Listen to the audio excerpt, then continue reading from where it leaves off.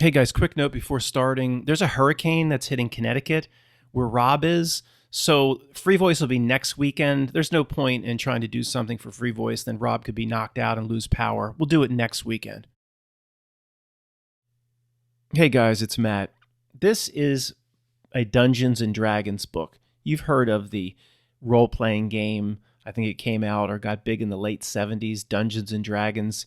You take your little fighter or magic user through the dungeons and collect points and gold and magic items. I have a lot of my original books. And talking about like Matt having dropped veils, you having dropped veils, kind of becoming a different person than you remember your old self to be, reading the Matrix code, tuning yourself off the frequency. Well, I picked this book up today, and I'll show you inside the book in just a moment. But within 5 seconds, I'm like, oh, this just as above, so below. Within 5 seconds of picking up the book, I've looked at this book like 1,000 times since 7th grade. I used to read all about the different gods and Greek pantheon, Egyptian pantheon. I'll show you the inside in a minute. But literally, like it's like a new perception we have. You know, if I remember, I said, as it takes a bite of the shit sandwich, it must give on the other side. Like 5 seconds, like, oh, this as above, so below on the cover of Deities and Demigods. It has the god in the heavens fighting the evil god of the snake dragon.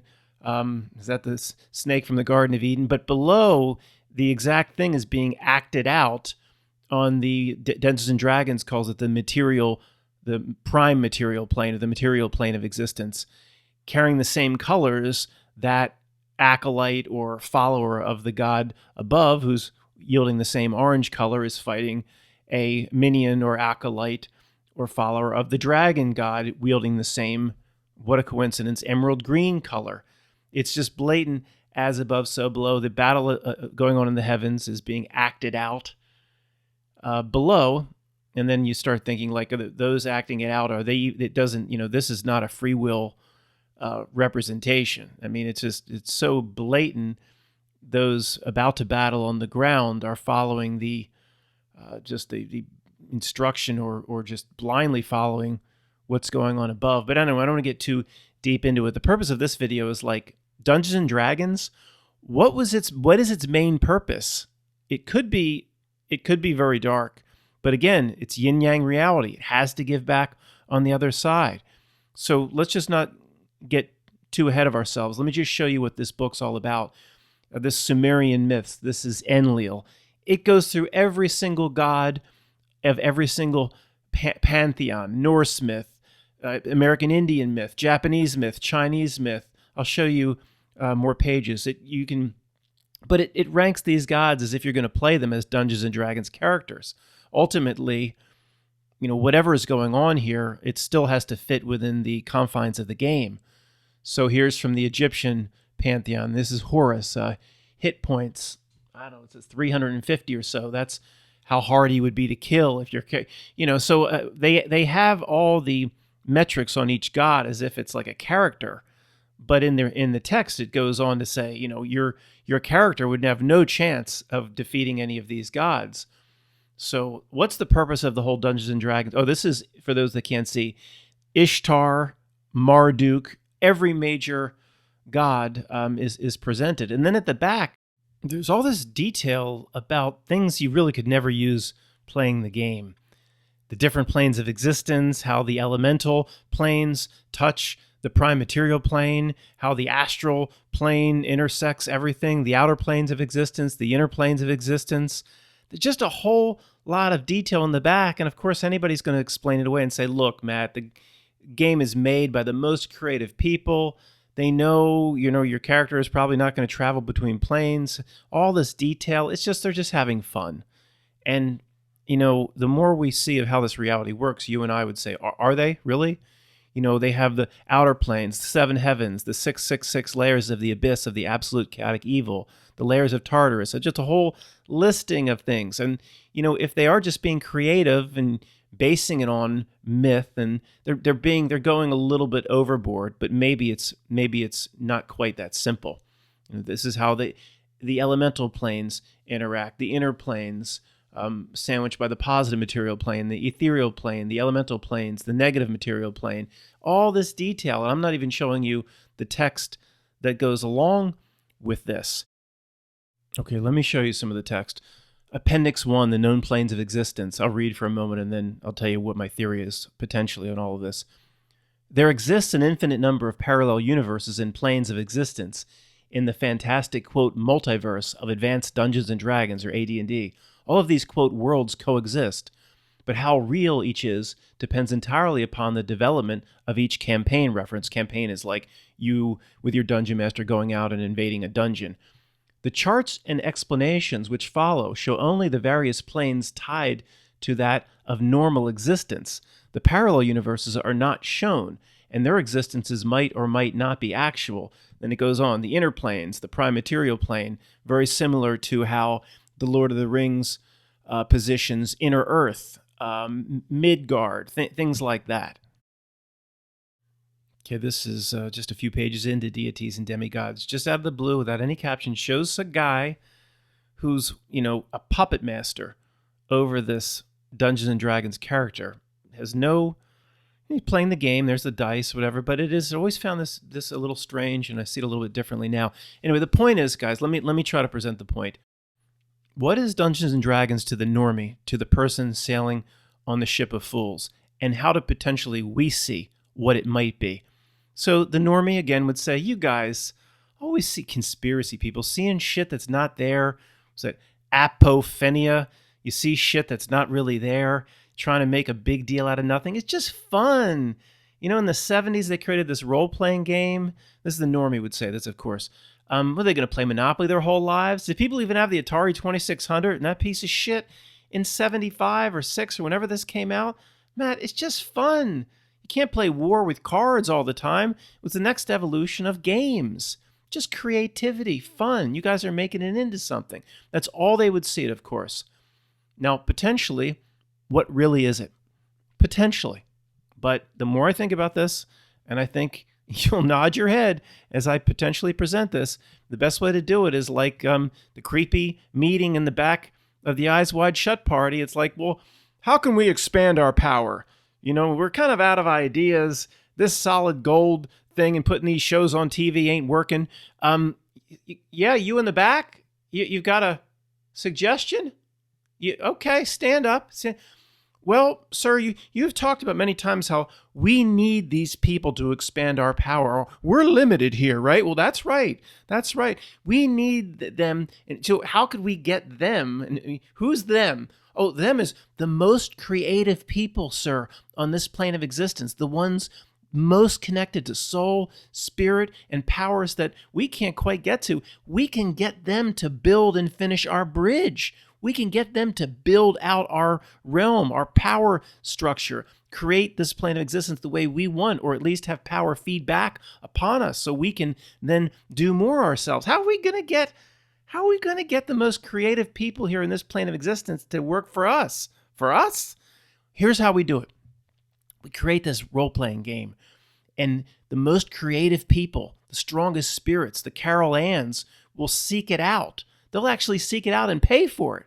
And then they'll get their dice and they'll roll their platonic solids and they'll pretend they're both good and evil characters, and they'll live their lives in a sense through their character. And many will be evil, and many will be clerics, and many will be magic users, and many will serve evil gods, and they'll breathe life back into the ancient pantheons, and they will actually deliver back to us exactly what we need.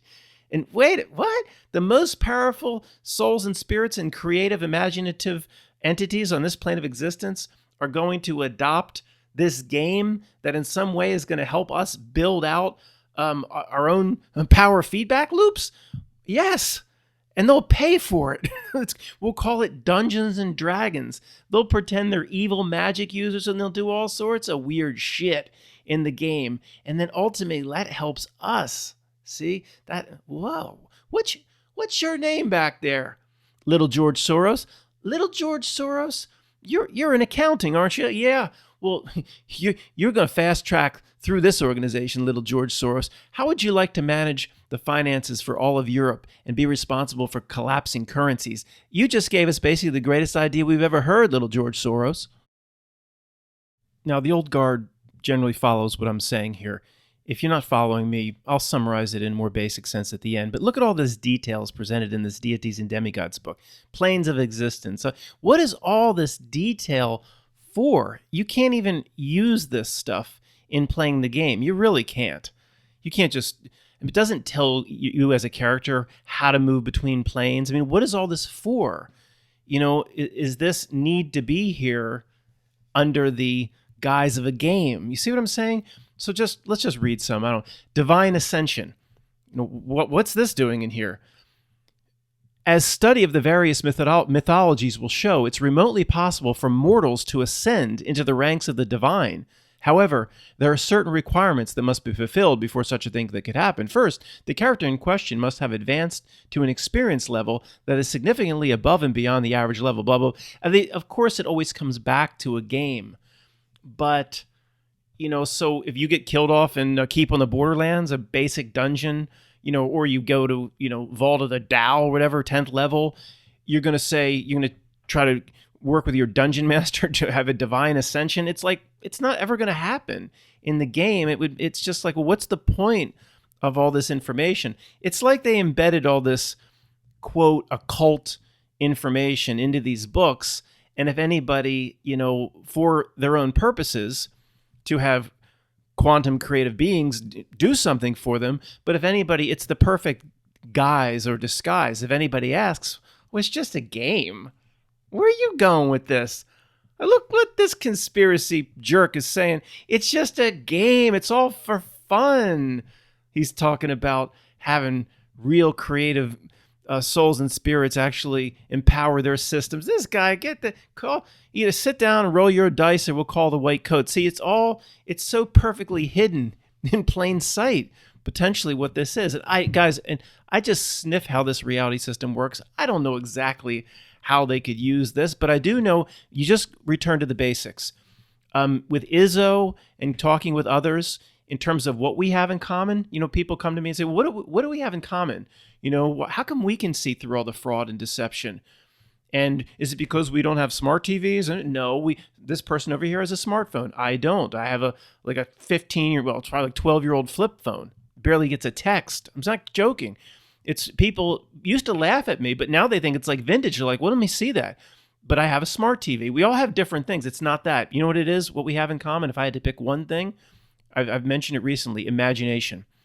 If I had to pick one thing that we all have, anybody listening to this that can see through the fraud, that can see that, you know, what's going on with the flight out of Kabul is just kind of like what Shakespeare said, all the world's a stage, is an absolute joke. Anybody that can see through it, I guarantee there's almost nobody here that'd be like, I didn't have any creative ability as a kid. I didn't imagine anything as a kid. I think that's what we all had in common. All right, what's the point of all this detail? I'll read some of this. Astral travel in combat. Astral travel is possible by various means, including magic spells, it says magic items, and psionic discipline or psychic discipline. The astral plane touches the endless prime-material planes. It's endless layers. It talks about layer over layer, like Bandersnatch of planes of existence. Inside, they kind of present it as the snow globe. Inside the prime material plane is endless layers of Buddha reincarnation, endless layers of Bandersnatch, where it doesn't matter if that's from Black Mirror, Colin flies off the side of the building or not. It's just another one of them just goes on. But inside, you know, this material plane, but inside the snow globe, the idea is to how to break out of the snow globe, but that's for another video. So what is all this detail for? But then you have the as above, so below in the cover. I'll show that again in a minute. The first page you turn to is the battle of the heavens, the certain set of gods against another set of gods. And, you know, look, what is all this detail for? Because no dungeon master that oversees people rolling their dice and going through little dungeons is ever going to use this stuff. There is no dungeon at even the highest of levels where it talks about using psionic abilities or traveling between planes, and no dungeon master is going to incorporate this. So, it was this Deities and Demigods book came out probably 4 or 5 years after Dungeons and Dragons got really popular with sixth graders, seventh graders, eighth graders, 10th graders, high school kids. It came out, it would be really weird to put it out first. It came out later when people were ready to dive into it, and people were potentially ready to build their bridges out for them, if you see what I'm saying. So there's a section in the back here. Every single deity in the book is listed, their sphere of control, their animal of choice, how they're all sorts of things and details about the clerics or acolytes that worship them, how to even put the helm on your head. If you're an acolyte or follower of a certain god, it says here, put on a clay helm, put on a gold cap for another god. And then on the body, wear a jade belt, it says, for this one god. It said the holy days here for this god is the quarter moon. Sacrifices monthly. On this god, it says varies for sacrifices. The form of sacrifice, hands or claws, golden objects, favors for another god, humans for another god, jewelry for another god. Mental draining is listed as a sacrifice for another god. This is interesting. We should go through some of these. Burnt offering, other valuables, precious items, beautiful objects, blood, enemies, burnt humans, enemies and riches, hearts. One god requires hearts. So it just goes on. And place of worship, underground, anywhere. You can worship anywhere. A temple needs a temple, an underground temple required for this one. So, look, how the creative spirits here, the most creative people, are being used to build out their bridge, I don't know.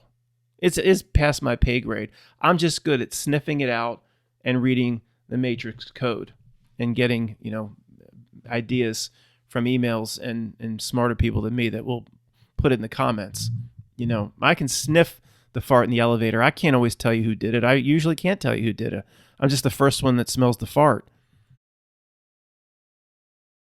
All right, let's back up for a minute or two. For those that know nothing about Dungeons and Dragons, I'll bring you up to speed very quickly, then we'll continue. This is a Dungeons and Dragons module called Against the Giants. And each module is like a dungeon or a scenario, a little mini booklet. So you take your character, Dungeons and Dragons maybe played with 4 people. There's a dungeon master that says, okay, you're about to go around a corner and there's a door. Do you want to go in? Yeah, I want to go in. Oh, inside is 3 hill giants and now they're attacking you. So you have to defend yourself. And, the guy next to you, your 7th grade friend, might have a magic user and he's going to cast spells. And, as you go through these rooms and these scenarios, you get the gold and you get the magic items and, etc. It's not, on the face of it, it is not complicated. But if you can make it complicated. There's endless books and reference materials. You can make it as complicated as you want. But when you roll the dice, whether you cast your spell or you try to strike with your sword, all these, the platonic solids, they're called, every single dice, every single plutonic solid, tetrahedron, whatever, is represented in a different Dungeons and Dragons dice. And, what's the reason for this? Do you really need every single plutonic solid represented in your dice? By the way, you're looking at the cover of the Dungeon Master's Guide. It's not like a satanic spell book, or maybe it is, but I'll show you the book a little bit later. So how these plutonic solids are used in the occult, and I don't know. That's beyond my pay grade. I don't want to know. I'm just saying, is it just a coincidence? Probably not. Plutonic solids relate to Pythagoras and Plato, the building blocks of the universe. Are we building out their bridge when we played this game? That sort of theme. So inside the player's handbook here, it just shows a fictitious scenario of a fighter, but not in a dungeon. This fighter's like in the depths of hell. I just decided to take a picture of this page. There are modules where you can take your character into the depths of hell. So it's just an odd, this is the one image they show next to the fighter page, a guy fighting in the depths of hell. And there's all sorts of rule books, mini rule books, players' handbooks, monsters' guides. I mean, it's just, I don't know how many books there are. It's almost too much to count. different rule packages. This is the full Dungeon Master's Guide. And this is, I don't think it's not a demon or a devil. I always thought it was a demon. I think, well, it could be a form of, I think it's called an Efreet or something, or a Freety. I don't know. That was like a big trivia question when we were playing this in 7th grade. I don't know if I'm getting that right, but it doesn't matter. Bottom of the player's handbook, compiled information, blah, blah, by Gary Gygax. Who's this Gary Gygax? It's like, what's that, Weird Science? Who's this Gary character? He's your son. Player's handbook, endless books. So here, this is the Dungeon Master's Guide and the Player's Handbook. So the two staples, the two most famous books. They show thieves stealing a jewel out of the eye of some, who knows what, demon character. So, guys, there's a lot to be said here, that this game, of course, could be just a little bit more going on than just fun. You see what I mean?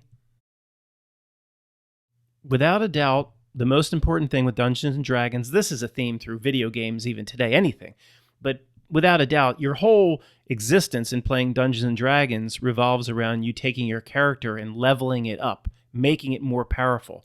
And in the Player's Handbook for the magic users or spellcasters, they have how many experience points or gold points you need for each level.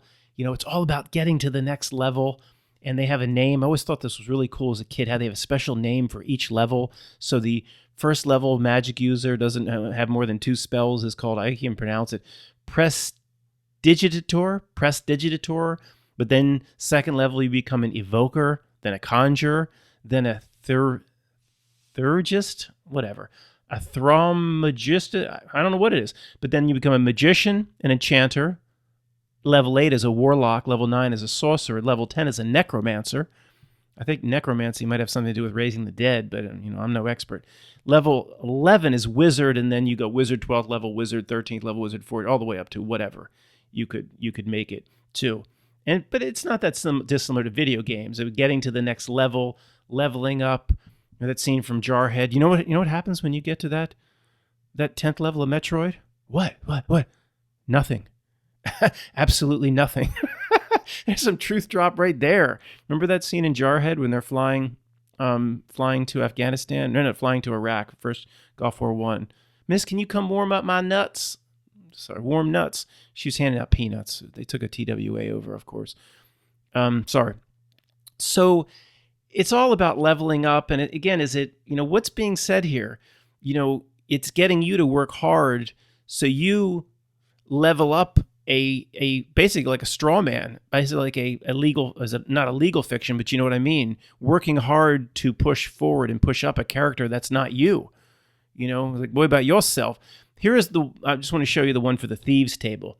Rogue level 1, then a footpad. Level 3 is a cut purse, then a robber, a burglar, a filcher, a sharper, a magsman, a thief, and then a master thief, 10th level and above. So you'd be like 18th level master thief, 20th level. These make more sense, and these are actually pronounceable, unlike the magic user table. Okay, for the summary section, which could take a while, is there anything that we may have learned about what Dungeons & Dragons may be? I think most smart people here were probably, I know the way we all think alike, you're probably saying, yeah, I can see that's probably what this thing is being used for. And that's not like going out on a limb. Whatever you say they use real people, real creative spirits every single day, every minute of every day to build out their perverted bridge, to build out the reality system that they want. They use us, they need us. They do it every day. So it's not a stretch saying this is what Dungeons and Dragons is at all. It probably was, how they used real creative beings. It probably was on like mega steroids, but they use this every day. We know that. Consciousness came first. The physical followed. There was no big bang that started everything. If science and academia presents this, then you just take the opposite. So the best way to figure out if we can use anything is to go back to the absolute basics. I'm always talking about this reality system as a snow globe. And what's interesting to me, as I was thinking about this just a moment ago, there's a lot of smart people that email me, interact with comments. Nobody's ever come to me and said, Matt, stop using snow globe. It's completely inappropriate. Nobody. Therefore, it confirms this is a closed system. And if we weren't sure, you just take what science presents, the Carl Sagans, and everything's infinite, and this solar systems and the galaxies go on for billions and trillions, and you just take the opposite. Well, if that's what Carl Sagan says, and Neil deGrasse Tyson says, he's just arrived, flew into a new city. The first thing he asked Siri for is where the Krispy Kreme is. Then when you take the opposite, you just do the opposite. Then we know it's a closed system, and then your inner knowing tells you it's a closed system. If there are any metrics or measurements or experiments that show it has characteristics of being infinite, it's probably because it curves back in on itself, like a toroidal, whatever. You know what I'm talking about. Like a toroid. Is that a word? It curves back in on itself. That would create the impression with the limited senses it's infinite. It would be a mobile avenue, which is an anagram for limbo, Matrix 3. Will Matrix 4 be a prequel and it'll confuse the numbers like the Star Wars? No, Matrix 3, he's stuck, remember, in that train man, the netherworld between the Matrix and the Machine City. Lil Sati's like, you must be Neo. He's trying to run out one side, but he just comes right back in the other, just like Pac-Man. He tries to run out. Pac-Man goes out one side, just comes right back in. Pac-Man's like, fuck, I'm trying to get out of here. I'm right back where I started, just like Neo.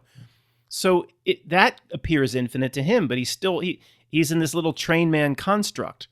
If this reality system appears to be infinite, it's just because it probably folds back in on itself like Neo stuck in Mobile Avenue, but whatever. So we all deep down sense this is a closed system. And one of the keys is to find a way out. We have differing opinions upon death, how hard or easy that will be, what needs to be done or what doesn't need to be done to get out. We'll talk about that some other time. But we also, agree.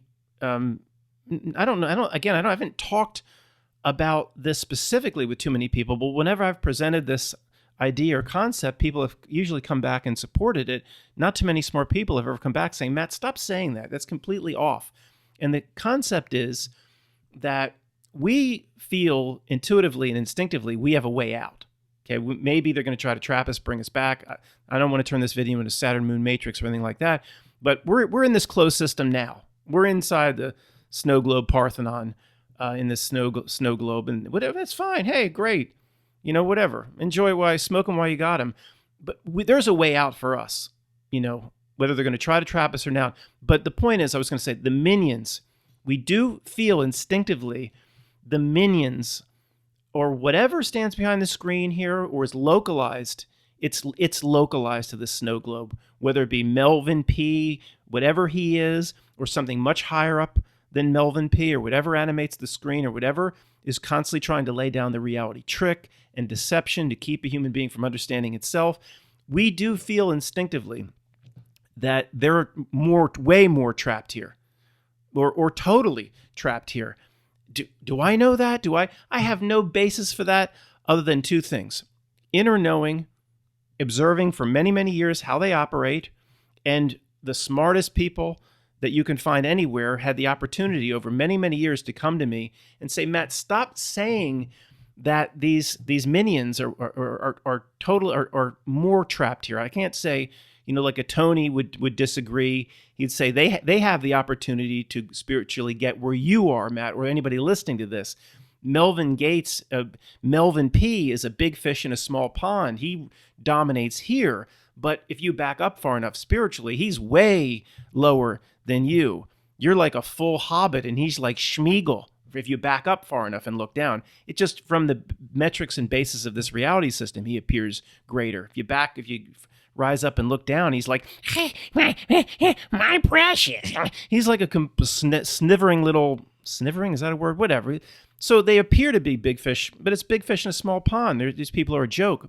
So I think most of you, and you have agreed with me over the years, we have a way out, and these minions are way, way more trapped here. So when we've talked about why are they always in our face, why they're always in our business, why are they always getting us to put our attention and energy into what they want, covet what they want, I mean, it seems just obvious that they need us, right? I mean, something here needs us. Like, it sounds hokey and new agey. We talk about creative beings and we're quantum creators and all that, but the facts line up. It seems to be the case. It doesn't seem like they can, if they could do it all themselves, then why are they always, it's not, is it just about Loosh? It's just about feeding? Why are they always getting in our business to get us to create for them, to put energy into what they want? It's not always putting energy into themselves, it's into their own systems. It's like building out their bridge, a really way out theory as to why they're always pushing space, whether it be Jeff Bezos or what they presented in 1969. Now, all of a sudden, they're dusting off Richard Branson and his spaceport and that nonsense. One of the weird theories that I floated a long time ago, and it's weird and it's way out there, I know, but I'm not going to take it off the table, is, they are like trapped in the snow globe. And the more, if enough conscious beings can actually completely believe that you can just get out that way, it's almost like they're expanding their territory out, like that movie, The 13th Floor, at the end of the plane of existence. I don't remember the movie much, but it's just like it just breaks down the code. It's all zeros and ones at the end of the plane of existence. There's that Michael Moorcock Elric book, and at the end of existence is just pure chaos outside the window. It's almost like the more they can convince us that all this space stuff is real, it's almost like maybe we can actually build it out for them to a degree. I don't take anything like that off the table. So the facts are they use us every day, 1,000 times a day, to put energy into the things that they want. So why would Dungeons and Dragons be any different? It's just, I don't think we'll ever get to the bottom as to how all these creative people and beings like me and you playing it as a kid, what they got out of it. But the more I think of it, I don't think it's a stretch at all to saying that's exactly what the game is for. But maybe you might think it's a stretch. And if you do, I'll just return to a figure like this. What are all these details for? At the end of Deities and Demigods, a book that leads with the as above, so below, talking about how the planes of existence intersect with the ethereal, the astral, the elemental realms. Think how many, what tens of thousands of kids in this, eventually turning into hundreds of thousands over the 80s and the 90s, hundreds of thousands of the most creative people in the world. And we could argue some other time, do those creative people have a brighter light or a better connection to spirit? But all these creative people, let's just say they have incredible imagination. Every single one of them, of how many ever thousands, dove into this as I used to just read through these books. Never played any Dungeons and Dragons at this level, but I just would read and fantasize. And how did, in any way, maybe it failed, maybe it didn't help them, but what was the goal of all of this? Why present this level of detail in this Deities and Demigods book? Again, every plan or plot that whoever they are, put forth doesn't mean it all has to work, or even 1% of it needs to work. Maybe they're like, hey, we're going to try to get the most creative people here to build us a bridge out of here. I don't know. And it's a long shot, but let's put this Dungeons and Dragons game out, and even if it does only one thing of the 5 things that we want it to do for us, it's a win, right? We'll still put the Dungeons and Dragons game out. We still have like thousands of kids living through their fake avatar and like their straw man, which is like this real evil character slaughtering and murdering. We get a lot out of that anyway. But at best case scenario, they could like build a bridge out of here for us. Because just imagine astral travel. And look, guys, who knows? I'm not taking off the table. Guys, to close, I came across this. It's not directly related, but I just wanted to mention this briefly. I saw this. It reminded me of what Christoph said a year ago at Uncanny Deduction about the truth always wins. He's like, no, it doesn't. So here it says, 3 things cannot be long hidden: the sun, the moon, the truth, from Siddhartha Gautama Buddha. If I'm pronouncing that correctly, I apologize if I'm not. For anybody that's a Buddhist takes offense, because I completely disagree with what's being presented here, especially depends on your definition of the word long. How do you know this was said by this Buddha? That's offensive to Buddha. Well, how do you know it was said by Buddha?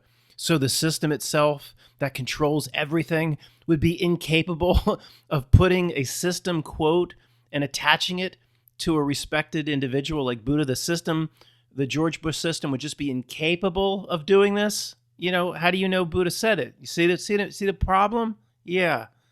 So it doesn't matter. I'm going to argue with the statement. I'm not trying to pick a fight with a Buddha or whatever. So calm down. The statement's wrong. Okay. But the system loves to put this out, in my opinion. Truth always prevails. Like Christoph says. No, it doesn't. 3 things cannot be long hidden. The sun. Well, that's true. Yeah. The clouds eventually, and their wemmy trails eventually clear out. The moon. Yeah. Eventually you'll see it again. The truth. No. Our entire lifetimes, every record we have from ancestors, every record we can rely on, written record we can rely on, which is very few we have left, the truth can be hidden and has been hidden for forever, as long back as we have any record from our ancestors. It's always been hidden. So this is wrong. Of course it's wrong. If you had ancestors that lived in the shadow of King Arthur's castle, it was called Nottingham, whatever, and you lived under a lord or a noble or William the Longshanks, that's William Wallace, he was fighting King Longshanks, and was farming or sharecropping, you're living, that person, everybody's always lived under lies. The truth has never come out. It's never. That's what's so unnatural about this system. The truth of what real freedom is, what a human being really is, how to self-actualize without materialism and coveting what the system, the little grains and seeds it puts in each person's palm that they should covet. You shall covet what I give you, the system has always said to the human being. And the human being has always groveled before the system. So this is wrong. 3 things cannot be long hidden. If let's say it did come from a certain Buddha, whatever, I'm not trying to be disrespectful. I'm at a podium and Buddha's at a podium. I would say, well, you say the truth can't be long hidden. Can you say one bit of truth that was completely exposed to the masses where the masses accepted it in our lifetime or any lifetime going back as far as my most ancient ancestor? Just anything that's ever come out. I'll wait. I'll wait for your response. Yeah, not much or nothing. So, it depends on the definition of long. If the person I was debating said, well, all this truth came out in the Egyptian, that's why there's no Egyptian culture, just the pyramids. The truth came to them and they just morphed out of the game. They won. Or pre-Diluvian flood or something, the Lemurians or whatever, this and that, certain groups obtained the truth and they just won the game. They morphed out of here. Well, that's great. I'm glad that happened for those civilizations, if that's what the person was presenting to me, and I've certainly keep that on the table. Why there's no history of the culture that built the pyramid of the sun and the moon in Mexico. No history whatsoever the culture that built the pyramids in Egypt. Don't tell me about King Tut's tomb and stuff like. For the most part, the cultures that build these monoliths, there's no evidence of it. So I like to think one possibility is that they did come upon the truth and then they just morphed out of here. They won, like winning a video game. What happens when you get to the 10th level of Metroid? If you actually have the truth and bring the truth on your community, nothing happens. You morph out of here. You win. I'd like to keep that on the table. But if it happened pre-Diluvian, I can't speak to that. You're using the word long. Every single ancestor going back through recorded history, there is no truth that's ever come out. So sorry, this is wrong. Okay, I'll give you the sun and the moon. Eventually, I'll see them. The system loves those sort of quotes. The truth will always win. It will always come out. The system loves it because it's always just dangling the carrot in front of people. If we just organize one more rally, the truth will come out. If we can just fight it, fight the power that be. Elvis was a hero to most. If we just organize one more time, eventually the truth must win. See, you can see why the system would love that. It's no disrespect to Buddha. The system will take that and assign that sort of hopeful quote to all sorts of different entities and things and people and that people look up to, of course. You say, well, no, in this reality system, the truth doesn't win. It hasn't, there's no record of it ever winning. So I'm not going to look outside myself and keep trying to fight the screen for the truth. I'm going to worry about yourself. I want to take care of myself. I'm going to find the truth in myself, because the way it's always posited is the truth will come out and the masses and everybody will wake up. That's a false breadcrumb chase. I know it sounds selfish. Remember that scene in Remember the Titans, top right? Nobody blocks, nobody plays for the team. And Julius is like, no, nobody plays, because the black players don't get along with the white players at this point. He's like, I'm going to get mine. I'm going to look out for me. I'm going to get mine. And then Gary Bertier's like, man, that's the worst attitude I ever heard. And then Julius is like, leadership reflects on you, Captain, or something like that. Anyway, it sounds selfish, but this ain't football. The object here, I'm telling you, the object here is not to recruit everybody where eventually we can get our fleet of pickup trucks and we can go get the arrests and we can go take Hillary to jail and we can go get those sealed indictments and just we can rework the systems, the perverted systems they put in place. We can rework it for good and truth, justice, and the American way. No, the reality game is to take care of your spiritual self.